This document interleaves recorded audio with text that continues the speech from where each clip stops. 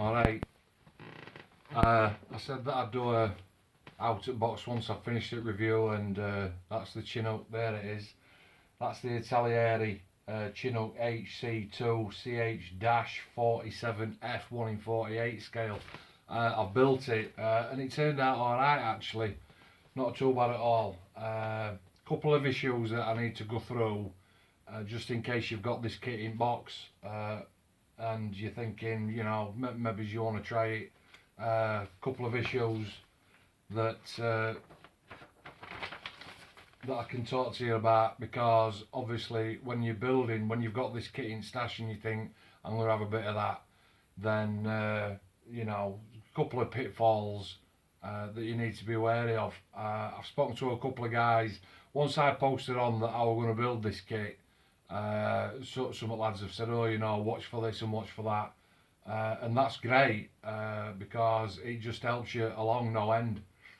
So I do a sort of like finish review. So once I've finished building something, you know, I'll post on, and then you can take it for yourself. And so with the aid of the instruction manual, because when I'm building the kit, sometimes, you know, if I come across a bit of a part, a bit of a worry, I'll make some notes in instructions, just so that you know. Page 1 and 2, I've covered everything in inbox review. I'm not a big inbox reviewer, but feel free to go and have a look at that. That'll be on YouTube somewhere, YouTube land. So let's start on section 1 then. Section 1, that's inside your office, and I talked in the review about detail and one thing and another, and how parts can look really nice, but actually when it comes to do the fit, you know, do the fit, it's got to fit together, hasn't it, to make it look something like. Office, the bit of a firewall, that seemed, I've written okay, they seemed all okay. But the seats, when it came to put the seats in now, on instructions it tells you to build the firewall up, and then put your seats in and put your firewall in, and one thing or another. I dropped a bit of a clanger there because I put the firewall in, and then when it comes to putting the seats in, my holes were drilled. I'd done them, I said that in other video, but it's really fiddly. So just a top tip there, when you come to do your office part, put your seats in, then the separating bit that separates, you know, the crew from the bag of mashings inside. The floor pan, that all went all okay, drilled the holes in, and again I said that there were 3 versions on this particular subject, an RAF version, which is the one that I went for, an American one, and a Japanese one. I would suggest that before you start gluing bits of plastic together, go to the back of the instruction manual and have a look. Have a look at which version that you want to do, because it's a great kit as far as parts are concerned, but because there's 3 different versions, there's specific holes that you've got to drill for different antenna, different aerials, and one thing and another. And I said originally I was going to do version A, which is RAF version, and then a bit later on in the video I said that, you know, knowing my luck, it would turn out to be a version ABC at Abaca, which it partly did, to be absolutely honest. So I've brought my glasses, that's the stem, so I can't really see what I'm doing.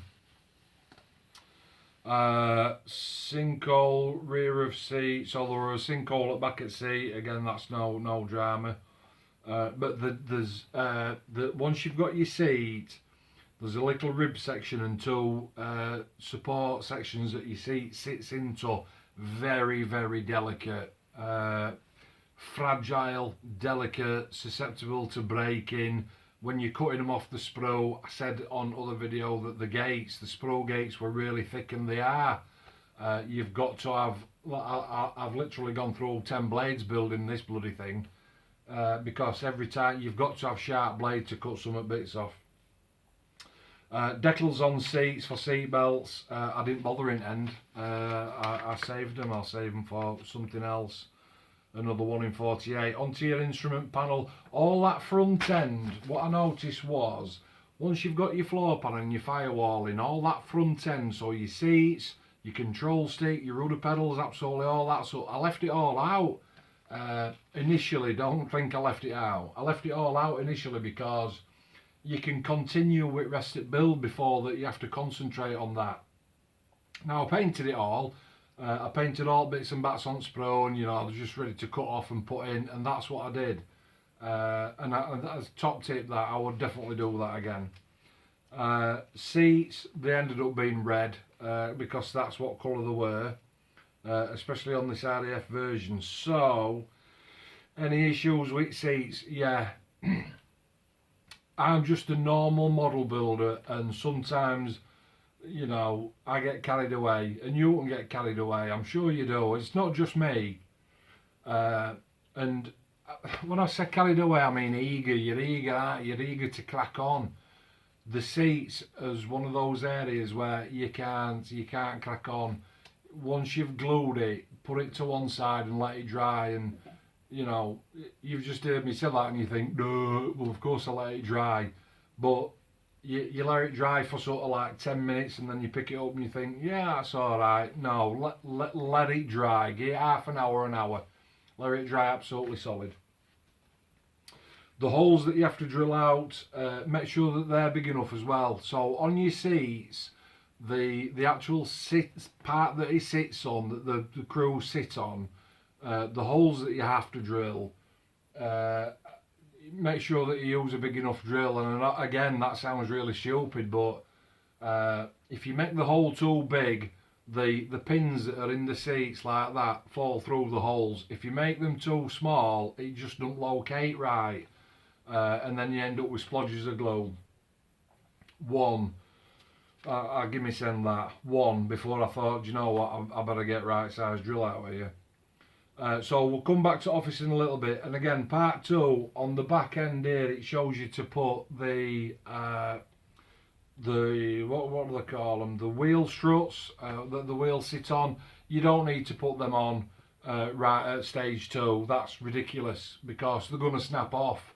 They're not fragile, they're not brittle, but they're going to get knocked and they're going to get banged. Leave them off. You don't need to put them on. So covered front end in sort of temporarily, and those wheel housings. The sides then, so I'm going to start offering up now. So the sides, yeah, and I talked about all that detail. That were great, and I had to cut those support struts out as I mentioned before. Now on section 4, it tells you to put the rams in. Don't bother, you really don't need to. I kind of knew that I wasn't going to do that, so I held off. And again, it's one of those things that if you follow instructions, which a lot of sort of like novice builders do or younger builders do, you put those rams in at that point, they're coming out, they're going to snap off, so you don't need to put them in. Section 5 was putting this, so once you've got your seats in and you've put your side walls on, again I'll just do that, look, section 5 down at bottom. Okay, so once you've got your seats in, you're coming to put your sides on, and you're going to come and put your roof on. Now it's showing you the door open position. I'm going to put my finger on that. You'll have to excuse me hands because I've just finished work. I'm just going to put my hand there on that roof. Can you see where it says door open position? You don't need to put that on just yet. The chinook door, I asked the question and I went on Google, because I thought that some doors are sort of like a door, aren't they, in a house. It opens that way, but this particular door, once it's closed, to open it, it comes up and over.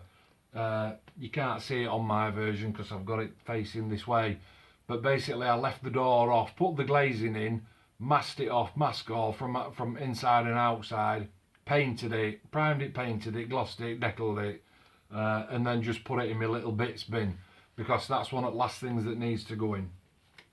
So you don't need to do that. If you're having door open, you're absolutely fine. Section 6 showed drilling all your holes out for all your different versions, so I followed that. That were all okay. Section 7 were putting your domes, your dome windows in and your flat windows in. And again, there's different types of glass for different versions, A, B and C. That all went all okay. Section 8 for your rotors, there's a little bit that goes inside with a protruding little stem.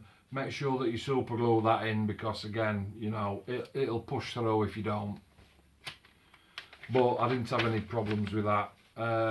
Section 9 was your exhaust, fitting your front glass canopy, and again, you don't need to do that right now because up to then I hadn't even finished the office off. All your engines, and then section 10 was some more hole drilling. And again, you've got to just remember the 3 versions. I know I'm labouring on about it, but A, B and C, just make sure that you know which one you're doing. The ramp, what a funny old state of affairs the ramp is. I'd finished Osprey not so long since, I'm pointing up there. I've finished Osprey off. The locating pins, they're absolutely solid. You can put them in, there's no issue with them at all. But you don't need to put the ramp on at that stage. The ramp were one of the last things that I put on actually. I cut it all off the sprues, painted it, finished it off. And again, I put it in my bits bin. And again, section 11 is showing you it now. Then it's a funny thing this. If you remember in video 1, I said it was a tube within a tube, and it is. So you've got the floor pan, then you put your sides on, then you put your ceiling on, right? That's on inside. But then you put your outer shells on, right? And they're up at top like that, and they come down the sides. But if you just have a look at section 11, the actual belly, can you see up at top there? So the belly comes separate, and I thought that's just going to give me a right headache. Now, as it turns out, it didn't. It were as sweet as a nut. Tiny little bit of filler, but no drama. And section 12, it shows you to put the hooks and the hoisting. Again, I'm going to offer it up for you down at bottom of the page. I can't see down at the bottom of the page there, look. Nah, you don't need to do that. Section 13, putting wheels on. Again, no, didn't bother with that. Left that until further on in book. Section 14, showing you to put all your little aerials on down at bottom. Look, can you see all that? The section 14, no. You know what's going to happen to them. I know that you're probably thinking, well, actually, Mark, if you'd have put your bloody wheels on and you'd done this and you'd done that, then all them aerials would have been safe. This kit, this subject, should I say, there's a little sort of like, I don't even know what it is. Something protruding off its side. It makes it really difficult where you can hold this kit. That when you're in middle of building it, once you've got this on, and if you've got wheels on and you've got your ramp on and you've got nowhere to hold it to paint it, and you know, sort of start sanding stuff down, so you don't need to do any of that. So it's almost like we've jumped from section 8, which is putting sides together, and then put your belly on. But then you can forget all about literally section 9, 10, 11, 12, 13 and 14. They're in wrong order. In my opinion, you might have built this kit and thought, what's he on about, they're in wrong order? I followed instructions, it was absolutely bang on. In my opinion, it's in wrong order. You can leave all them little tiny little bits off until later on in build. And when I say later on in build, I'm talking about you finished it, you know, you painted it, glossed it, deckled it, weathered it and everything. Then you can put all that, you can put it on all after. Section 15, again, we're all under belly with different aerials, so I left all that.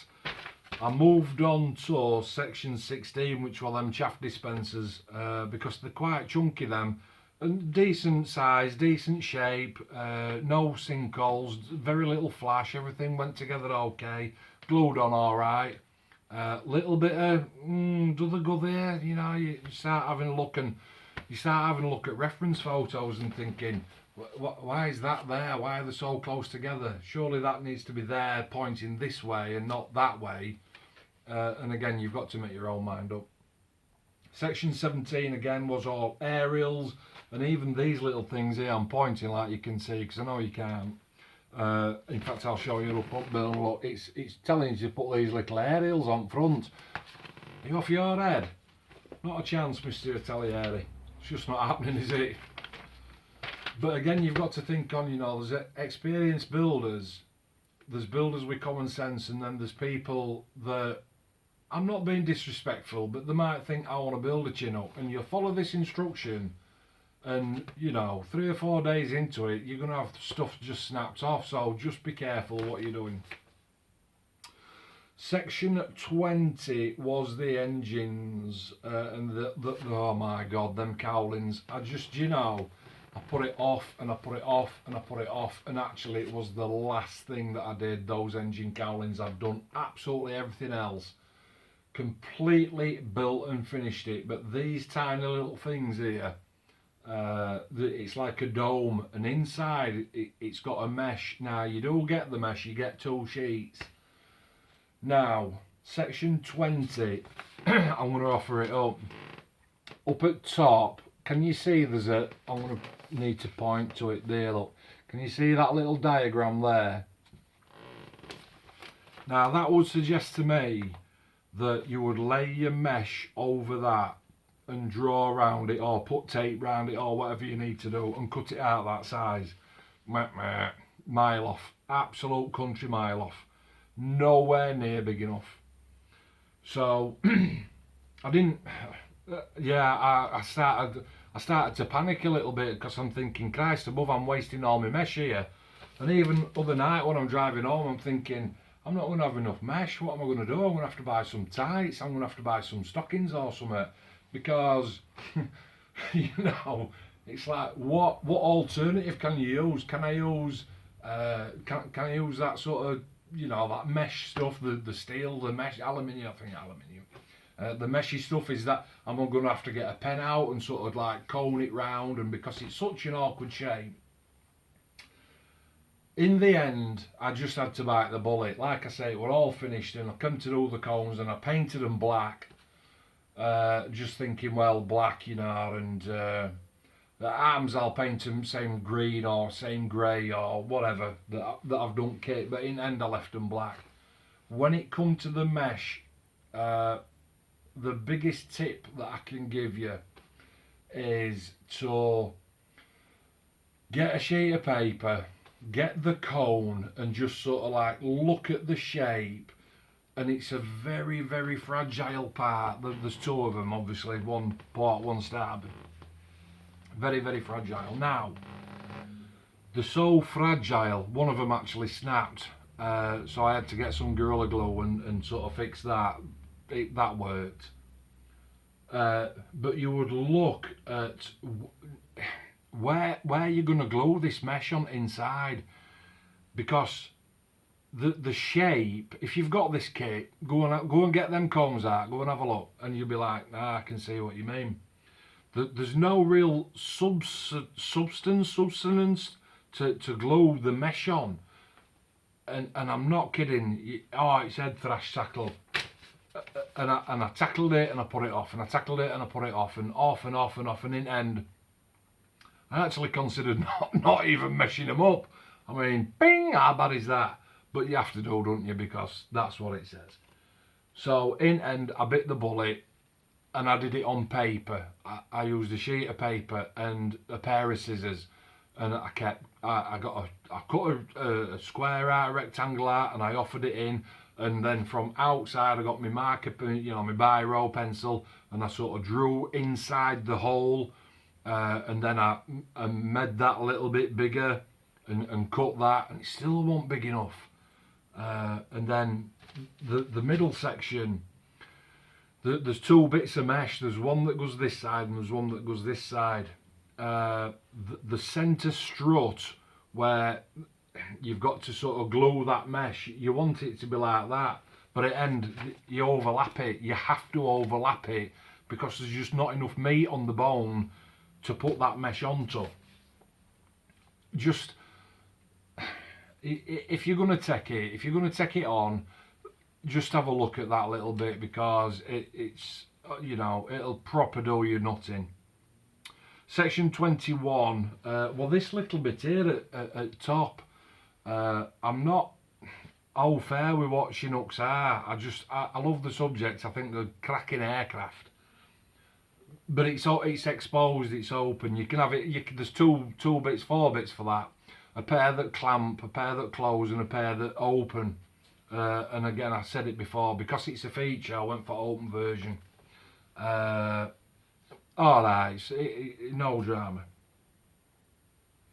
Section 22 tells you to fit, well, I mean, you got to talk about out of sequence again.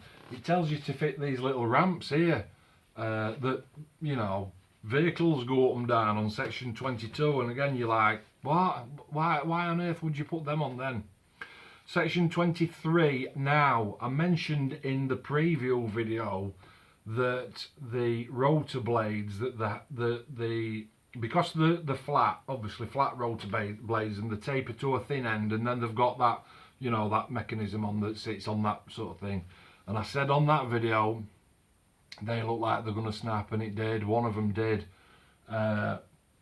You know, you go through all kinds of things, and you're like, right, Tamiya glue, get it on, splodge it on. No, not a prayer. Right, super glue, super glue.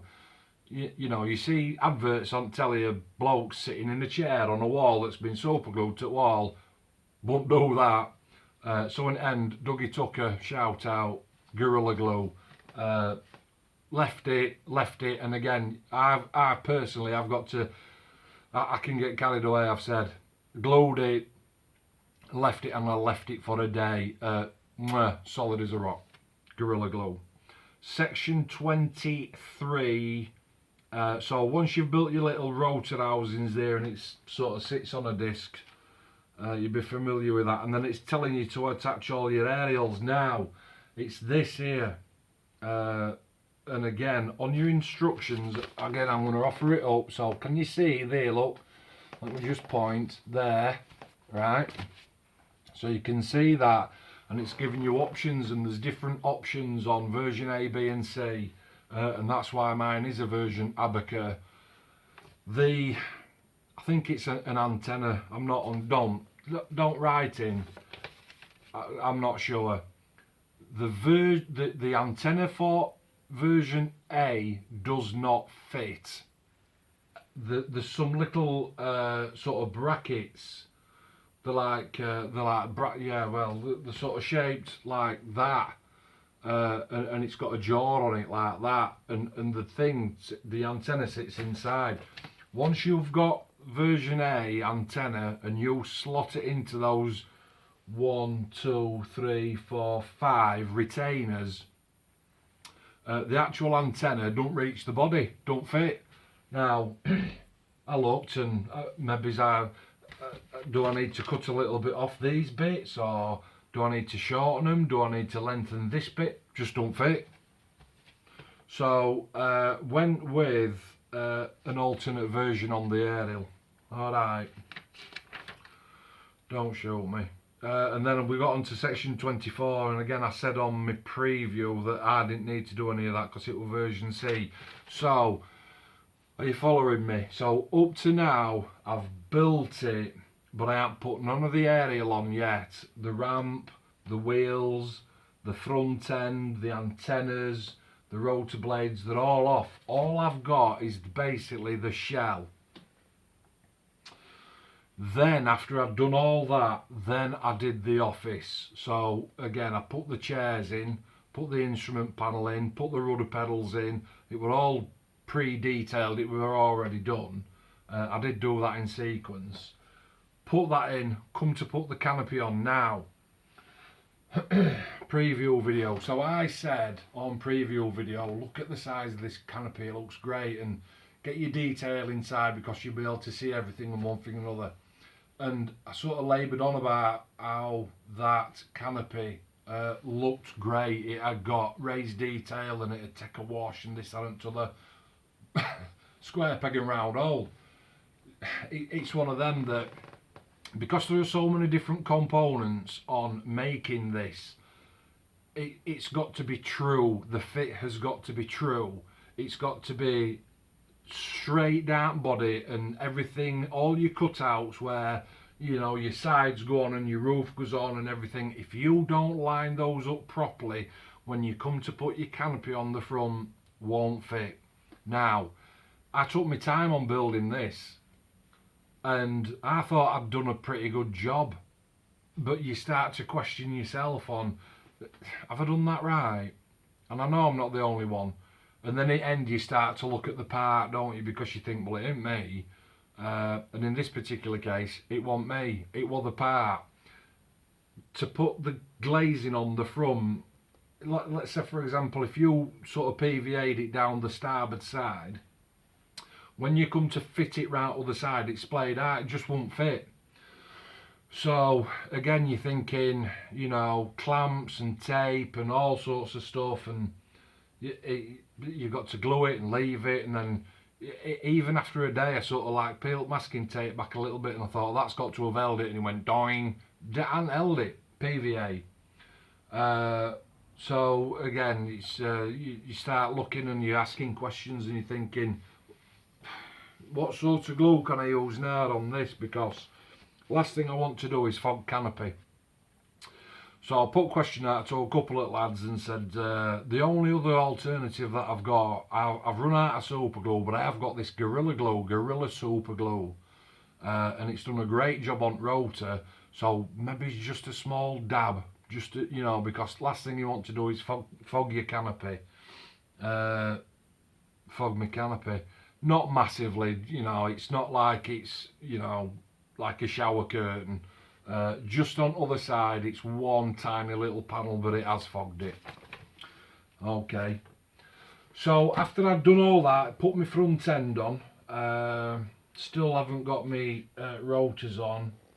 I'd still not got the cones on. Primed it. The detail on the actual kit, how long have I been going there? 28 minutes. The detail on the kit, I knew from outset it'd take a wash, and it has. It's taken a wash brilliant. And when I say I don't lather it on, I'm not one of them people that, you know, gets your paper towel and starts rubbing it like vigorously, thinking this ain't working. The beauty of that floor wash, I've done other videos. Pin it in, it'll go in recessed panel lines, and then it's wipe it off. So once I'd primed it, I did it in Tamiya XF71. I didn't use primer, I just used Tamiya paint. And then I chose the grey and green, and you can see that there. I looked at the green version, the olive drab version. That was just not for me. I'd seen other people make this kit, make this particular subject, and I love this green and grey. If you get the green and grey right, they complement each other. You can't go for like a pea green, a lime, obviously. You've got to get your greens right, your greens and greys right. So in end, I went for an olive drab, a Tamiya olive drab, and I think an XF64, which was a dark, I might be wrong, dark sea grey, might be a medium, might even be a light, can't remember. But those two colours, they really, really complement each other. As far as sanding stuff down, just the top part, I had to sand that down ever so slightly, tiny little bit of filler, but no great drama, and that came together all right. So painted it all, glossed it all. I'd already added these little sort of like light housings and one thing or other, and this sort of dispensing thing here and everything, and I'm into build now. Rotors were a different subject, like I said, because one of them snapped, so I had to sort of fix that and put them to one side. At this particular point, I've still got these intakes to see to, and I'm thinking, I mean, it's an alright build, don't get me wrong, but there's certain little things that you'd have to watch out for. So all the glass were all done with Mascol. I didn't bother with circle cutting tape out. I just lathered it with Mascol. That works a treat. Glossed it, deckled it. Now the decal sheet. So on your decal sheet, you would think that sort of like number 1, 2, 3, 4, 5, 6, 7, 8, 9, 10. No. 1, 2, 3, 4, 5, 6, 7. That just absolutely does my boxing, because at that particular stage in the build, you've glossed it, you've painted it, and everything's really cool, and you know you want to get it deckled up, don't you? Top tip. So get your scalpel out, get your cutting mat out, and what I did was I cut all my decals out in sequential order. So I found number 1, I cut it out, I put it on my bench. I found number 2, cut it out and put it at the side of number 1. So then I got like 6 or 7 blocks of 10 decals, 1 to 10, 11 to 19, 20 to 29, and you just go across. Then when you come to decal it then, and you probably go off your decal mat, which is what most of us do. So it looks familiar, doesn't it? You've got all them little sort of pointy bits all telling you which one. So for decaling, I started at front, I found number 28, and obviously because I'd lined them in bunches of 10, I know where 28 was. It's not in first row, that's 1 to 10. It's not in second row, that's 11 to 19. So number 28 is in third row. And it, you know, let's not make it hard. Let's not make it hard. The initial work, you've got to put the work in, but then it just makes it easier. Okay, as far as the walkways are concerned, I said on preview video that I was going to paint them on, and I did. Decals seemed alright, but no, you know, stuff like that, painting them on. All the decals went on really nice. Absolutely no problems with that. And that pretty much, after my floory wash, then that sort of concluded the build. The rotors, that had stayed solid. I finally tackled these engine cowlings at the front and got the mesh and sorted that out. You put your ramp on, you put your attachments on, you put your wheels on, you stick all your antenna on underneath, let all that dry, it's all sorted. And then you you put your rotors on and it's job done. Version A, RAF version, 45-50 quid this kit. I said that previously. Is it worth it? I'm not really sure. You can you can tell, can't you? Because if it was, definitely. Is it worth 45 or 50 quid? I'm not sure. So I'll ask this question: would I build that kit again? Would I go to its shop tomorrow and spend